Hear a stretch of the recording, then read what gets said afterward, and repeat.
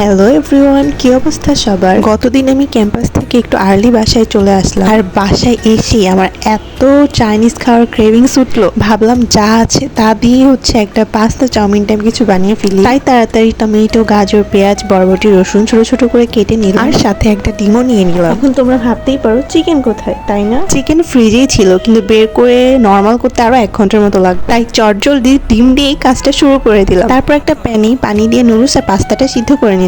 R by the way, আমি কিন্তু কিচেনে ট্রান্সপারেন্ট জারগুলো ইউজ করি। এটা দেখতে যেমন সুন্দর, কাজের সময় খুব ইজিলি জিনিসগুলো নেওয়া যায়। তো যাই হোক, তারপর কিছু পাস্তাও দিয়ে দিলাম। তারপর আমি সবগুলো একসাথে এখন একটু বয়েল করে নিব।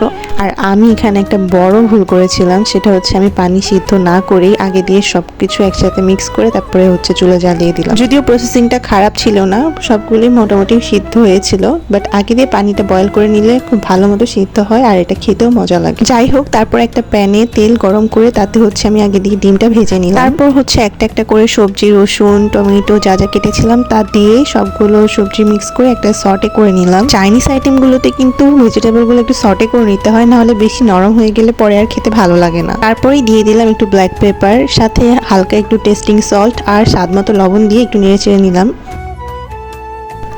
সব শেষে আমি টমেটোটা অ্যাড করছি, কারণ আগে দিয়ে দিলে টমেটোটা গলে যেতে পারে আর তখন খেতে একদমই ভালো লাগবে না। আমি এখন একটু অরিগানো মিক্স করছি। আমি ম্যাক্সিমাম খাবারেই দেখা যায় যে এই ফাস্ট ফুডগুলো করি, তাতে আমি একটু অরিগানো দিয়ে দিই, এতে স্মেলটা ভালো আসে, আবার খেতেও মজা লাগে। তারপর একটু সস আর সয়া সস দিলে একটু 1 মিনিটের মতো নেড়ে চেড়ে নেবো। তারপর সিদ্ধ করে রাখা নুডলস আর পাস্তাটা দিয়ে দেবো।